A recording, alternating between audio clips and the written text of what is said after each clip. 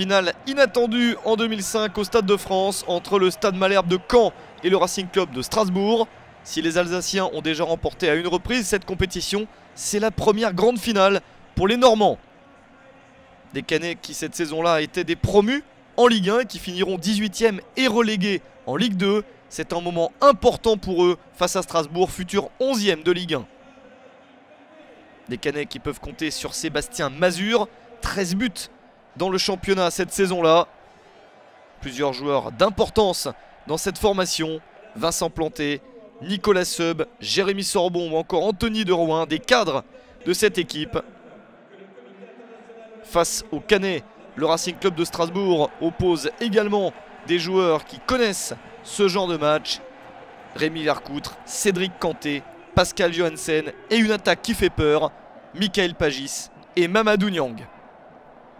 La première opportunité est d'ailleurs strasbourgeoise avec une très bonne parade pour Vincent Planté face à Mamadou Niang.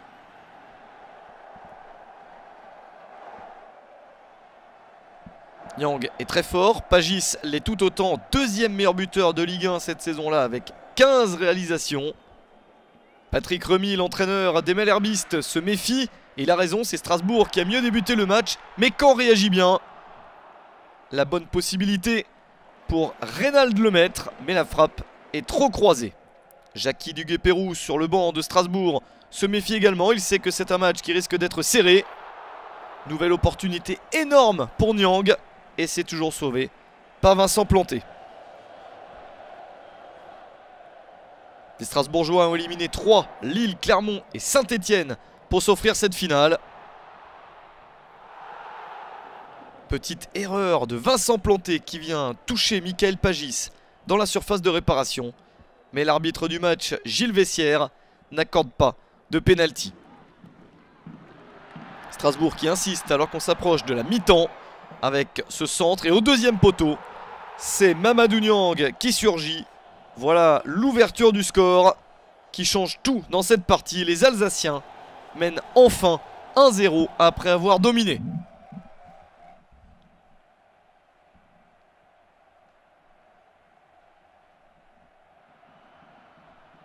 Les Canets sont piégés. Mais en fin de première période, ils essayent de revenir rapidement. Avec la tentative d'Anthony de Rouen, ça vient frôler le poteau du but gardé par Rémi Vercoutre. 2 minutes après l'ouverture du score strasbourgeoise, c'est une bonne occasion pour les Normands qui vont encore 2 minutes plus tard s'en procurer une autre. C'est Sébastien Mazur, le meilleur attaquant de l'équipe, qui réussit l'égalisation. Un but superbe qui redonne de l'espoir aux Malherbistes, un but partout.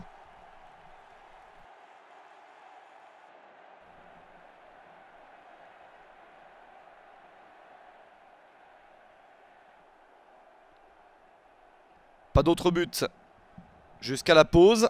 Un partout, c'est le score à la mi-temps.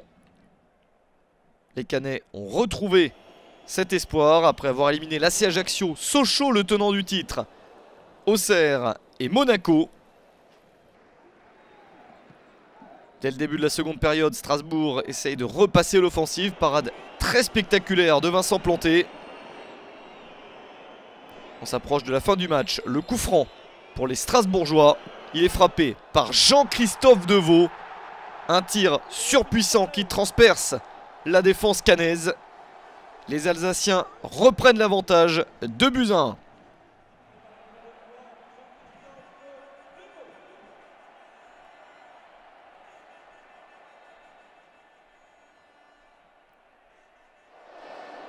Il ne reste dès lors plus beaucoup de temps. Les Canets ont un infime espoir d'égalisation pour s'offrir la prolongation.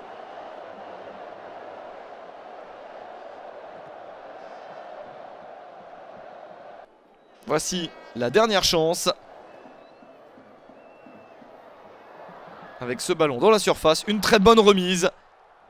Et Sébastien Mazur ne réussit pas à s'offrir un doublé. Le ballon est dévié par Rémi Vercoutre et c'est bien Strasbourg qui s'impose. La chance est passée pour les Canets. Strasbourg remporte la deuxième Coupe de la Ligue de son histoire.